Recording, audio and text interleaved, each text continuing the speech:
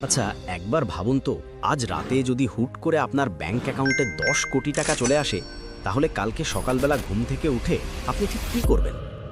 সত্যি করে বলুন তো, আপনার মাথায় কি প্রথমেই ইনভেস্টমেন্ট বা সেভিংসের কথা আসবে, নাকি প্রথমেই মনে হবে ধুর, বসকে কালকেই একটা কড়া রেজিগনেশন লেটার ধরিয়ে দেব আর পরশুদিনই একটা ব্র্যান্ড নিউ গাড়ি কিনে সোজা কক্সবাজার ট্যুর দেব?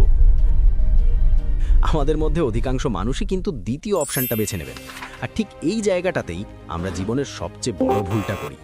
আমরা ভাবি ফিন্যান্স বা টাকা পয়সা মানে হলো শুধুই অঙ্ক বা গণিত, কিন্তু আসলে টাকা পয়সা গণিত কম আর সাইকোলজি বেশি। আজকের এই ভিডিওতে আমরা টাকার এমন কিছু সাইকোলজিক্যাল সিক্রেট জানব যা স্কুল কলেজে আমাদের কখনো শেখানো হয়নি। এই ১২ মিনিটে আপনার টাকার প্রতি দৃষ্টিভঙ্গি আমি পুরোপুরি বদলে দেব, গ্যারেন্টি দিচ্ছি। ভিডিওটি শেষ পর্যন্ত দেখলে আপনি গরিব থাকার প্ল্যান করেও আর গরিব থাকতে পারবেন না। আমরা ছোটবেলা থেকে ফিজিক্স, কেমিস্ট্রি আর ইতিহাসের সাল মনে রাখতে রাখতে মাথা খারাপ করে ফেলি। বাবর কবে পানিপথের যুদ্ধ করেছিল সেটা আমাদের একদম মুখস্থ, কিন্তু মাসের শেষে পকেটে টাকা কেন থাকে না, বা ইনফ্লেশন বা মুদ্রাস্ফীতি কিভাবে আমাদের পকেট কাটছে, সেটা নিয়ে আমাদের স্কুলের কোনো সিলেবাসেই কিছু নেই। সমস্যাটা হলো আমরা মনে করি টাকা কামানো মানেই বড় লোক হওয়া, কিন্তু টাকার সাইকোলজি বলে টাকা কামানো এক জিনিস আর সেই টাকা ধরে রাখা সম্পূর্ণ অন্য জিনিস। আমাদের সমাজে একটা কথা খুব প্রচলিত, টাকা কি গাছে ধরে? বিশ্বাস করুন, টাকা গাছে ধরে না ঠিকই, কিন্তু আপনি যদি টাকার সাইকোলজি বা মনস্তত্ত্ব বোঝেন, তবে আপনি টাকার এমন বাগান বানাতে পারবেন যেখানে আপনি রাতে ঘুমিয়ে থাকলেও টাকার ফলন হতে থাকবে। বিষয়টা পানির মতো সহজ করার জন্য চলুন একটা গল্প দিয়ে শুরু করি। আমাদের গল্পের হিরো হলো বল্টু। বল্টু সদ্য ইঞ্জিনিয়ারিং পাশ করে ভালো একটা মাল্টিন্যাশনাল কোম্পানিতে চাকরি পেয়েছে। মাসে বেতন ৫০,০০০ টাকা। বল্টু ভাবলো লাইফ তো স্যাট, আর পায় কে আমাকে। প্রথম মাসের বেতন পেতেই বল্টু কি করলো জানেন? লেটেস্ট আইফোনটা কিস্তিতে নিয়ে নিল, বন্ধুদের নিয়ে দামি রেস্টুরেন্টে বিরিয়ানি পার্টি দিল, আর অফিস যাতায়াতের জন্য একটা স্পোর্টস বাইক ইএমআইতে কিনে ফেলল। বল্টুর লজিক খুব সিম্পল, সেভাবে আমি এত কষ্ট করে পড়াশোনা করেছি কি কিপটেমি করার জন্য? লোকে দেখুক আমি কত সাকসেসফুল, আমার স্ট্যাটাস মেনটেন করতে হবে না? অন্যদিকে বল্টুর পাশের ফ্ল্যাটেই থাকেন চৌধুরী সাহেব। ভদ্রলোক, দেখতে একদম সাদামাটা, লুঙ্গি আর গেঞ্জি পরে বিকেলে বারান্দায় বসে ৫ টাকার চা খান। বল্টু তাকে দেখে মনে মনে ভাবে, বেচারা, বুড়ো বয়সেও কৃপণতা গেল না, টাকা কবরে নিয়ে যাবে নাকি?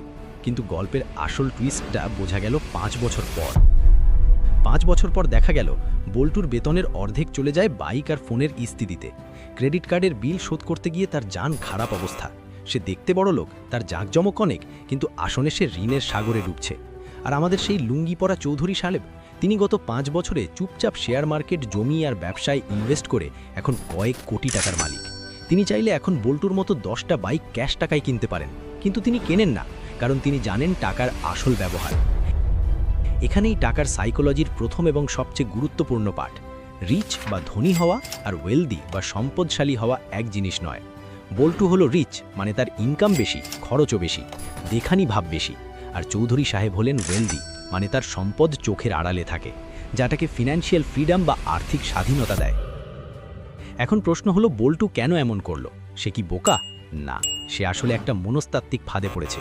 সেই ফাঁদটার নাম হলো মানুষ কি বলবে সিনড্রোম। আমরা টাকা খরচ করি এমন সব জিনিস কেনার জন্য যা আমাদের আসলে দরকারই নেই, শুধুমাত্র এমন সব মানুষকে ইমপ্রেস করার জন্য যাদের আমরা আসলে পছন্দই করি না।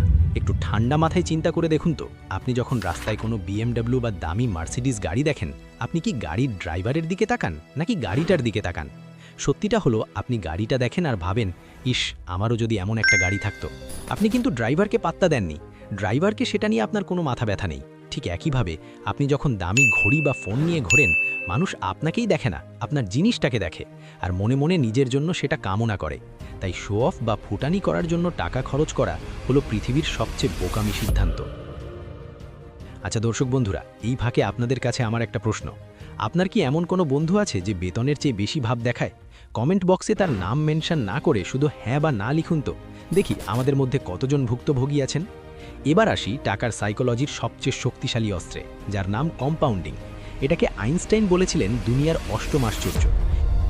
এটা অনেকটা বাসি বিরিয়ানির মতো, শুরুতে মনে হয় সাধারণ, কিন্তু সময় গেলে এর আসল স্বাদ বোঝা যায়। ওয়ারেন বাফেট, যাকে আমরা ইনভেস্টমেন্টের গুরু মানি, তার মোট সম্পত্তির ৯৫%-এরও বেশি তিনি কামিয়েছেন তার ৬৫ বছরের পর। ভাবা যায়, ৬৫ বছরের পর। আমরা বাঙালিরা খুব অধৈর্য, আজকে টাকা লাগাবো, কালকেই দ্বিগুণ চাই, যেন টাকা নয় পপকর্ন ভাজছি। কিন্তু কম্পাউন্ডিং কাজ করে ধৈর্যের ওপর। ধরুন আপনাকে আমি দুটি অপশান দিলাম। অপশান 1, আমি আপনাকে এক্ষুনি 10 কোটি টাকা দেব। অপশান 2, আমি আপনাকে 1 টাকা দেব, যা আগামী 30 দিন ধরে দ্বিগুণ হবে। মানে আজ 1 টাকা, কাল 2 টাকা, পরশু 4 টাকা, এইভাবে। আপনি কোনটা নেবেন? বল্টু হলে নির্ঘাত 10 কোটি টাকা নিয়ে নাচতে নাচতে চলে যেত, কিন্তু আপনি যদি 1 টাকার অপশন নিতেন, তাহলে জানেন 31তম দিনে আপনার কাছে কত টাকা থাকতো? প্রায় 100 কোটি টাকারও ওপরে। হ্যাঁ, এটাই কম্পাউন্ডিংয়ের জাদু। কিন্তু সমস্যা হলো শুরুর দিকে রেজাল্ট দেখা যায় না। প্রথম 10-15 দিন মনে হবে, দূর কি ভুল করলাম, হাতে মাত্র কয়েক হাজার টাকা। ঠিক যেমন জিমে যাওয়ার প্রথম 1 সপ্তাহ মনে হয় শরীর ব্যথা ছাড়া আর কিছুই হচ্ছে না, কিন্তু যারা লেগে থাকে তারাই সিক্স প্যাক বানায়। টাকার ক্ষেত্রেও তাই, যারা ধৈর্য ধরে ইনভেস্ট করে রাখে তারাই শেষে জিতে যায়। মনে রাখবেন, টাকা কামানো কঠিন হতে পারে, কিন্তু টাকা ধরে রাখা তার চেয়েও কঠিন। আমাদের দেশের লটারিতে জেতা মানুষগুলো দেখবেন কয়েক বছর পর আবার গরিব হয়ে যায়। কেন জানেন? কারণ তাদের মানি মাইন্ডসেট নেই। টাকা ধরে রাখার জন্য আপনার দরকার একটুখানি ভয়। হ্যাঁ, ঠিকই শুনেছেন, ভয়। যে কোনো সময় সব কিছু শেষ হয়ে যেতে পারে, এই ভয়টা থাকলে আপনি বেহিসেবি খরচ করবেন না। চৌধুরী সাহেব কোটিপতি হলেও তিনি জানেন কালকে মার্কেট ধস নামতে পারে বা বড় কোনো অসুখ হতে পারে, তাই তিনি সর্বদা প্রস্তুত থাকেন। একে ফিন্যান্সের ভাষায় বলে মার্জিন অফ সেফটি। মানে গাড়িতে যেমন এক্সট্রা চাকা থাকে, তেমনই লাইফেও এক্সট্রা সেভিংস থাকা দরকার। বল্টুর মতো আজ হ্যাঁ আজ যা আছে উড়ায় দেই, এই ফিলোসফি সিনেমায় দেখতে ভালো লাগে, বাস্তব জীবনে এটা আপনাকে ফকির বানিয়ে ছাড়বে। আমরা আসলে টাকা কেন চাই? ভালো খাবার খেতে, দামি জামা পরতে, নাকি ঘুরতে যেতে? আসলে টাকার সবচেয়ে বড় ভ্যালু বা মূল্য হলো স্বাধীনতা বা ফ্রিডম।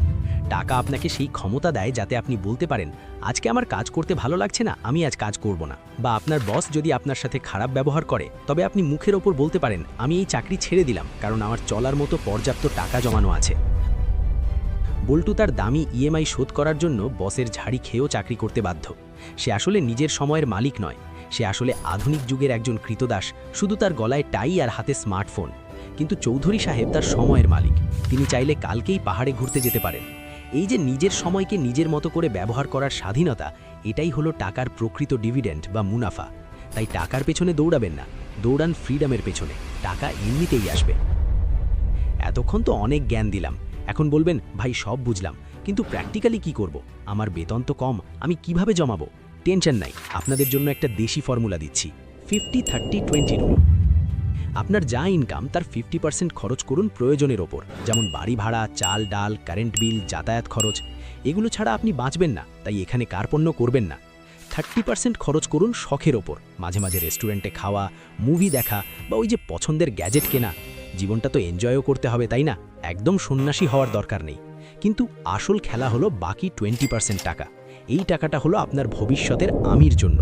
এই টাকাটা স্যালারি পাওয়ার সাথে সাথেই আলাদা করে ফেলুন। মনে করবেন এই টাকাটা আপনার কাছে নেই, চুরি হয়ে গেছে। এই 20% টাকা ভুলেও ব্যাংকের সেভিংস অ্যাকাউন্টে ফেলে রাখবেন না, কারণ ব্যাংকের সুদের চেয়ে ইনফ্লেশন বা জিনিসের দাম বাড়ার গতি বেশি।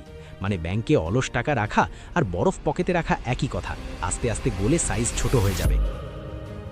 তাই এই টাকাটা সঞ্চয়পত্র, মিউচুয়াল ফান্ড বা ভালো কোনো জায়গায় ইনভেস্ট করুন, যাতে টাকা আপনার জন্য কাজ করতে পারে।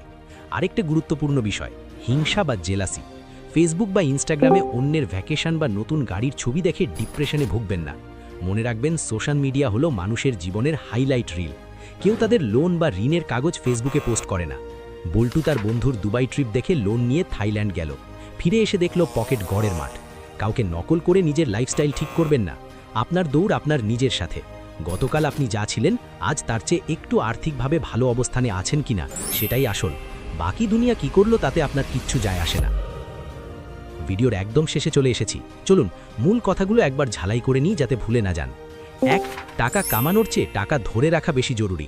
2, মানুষকে দেখানোর জন্য খরচ করবেন না, নিজের স্বাধীনতার জন্য খরচ করুন। 3, কম্পাউন্ডিংয়ের জাদুতে বিশ্বাস রাখুন, ধৈর্য ধরুন, রাতারাতি বড়লোক হওয়া যায় না। 4, 50-30-20 রুল মেনে চলুন। টাকার সাইকোলজি বুঝলে জীবনটা অনেক সহজ হয়ে যায়। টাকা তখন আর আপনার টেনশনের কারণ হবে না, বরং আপনার শান্তির কারণ হবে। আমাদের গল্পের বল্টু তো তার ভুল বুঝতে পেরেছে, সে এখন চৌধুরী সাহেবের কাছ থেকে পরামর্শ নিচ্ছে। আশা করি আপনিও বুঝতে পেরেছেন। এখন সিদ্ধান্ত আপনার, আপনি কি বল্টুর মতো শো অফ করে জীবন পার করবেন, নাকি চৌধুরী সাহেবের মতো বুদ্ধিমান হয়ে আসল বড়লোক হবেন? ভিডিওটি যদি আপনার জীবনের সাথে একটুও রিলেট করতে পারেন, তবে এখনই একটা লাইক দিন। এটা ফ্রি, কিন্তু আমাকে অনেক উৎসাহ দেয়। আর কমেন্ট করে জানান আপনি কি সেভিংসে বিশ্বাসী নাকি খরচে। আর হ্যাঁ, আগামী ভিডিওতে আপনারা কোন টপিক দেখতে চান 1. শেয়ার মার্কেট নিয়ে একদম সহজ গাইড, নাকি 2. ছাত্র বয়সে টাকা জমানোর নিনজা টেকনিক? ঝটপট কমেন্টে 1 বা 2 লিখে জানিয়ে দিন। আপনাদের কমেন্টের উপর ভিত্তি করেই পরের ভিডিও বানাবো। ভালো থাকবেন আর টাকার যত্ন নেবেন, কারণ আপনি আজ টাকার যত্ন নিলে কাল টাকা আপনার যত্ন নেবে। ধন্যবাদ।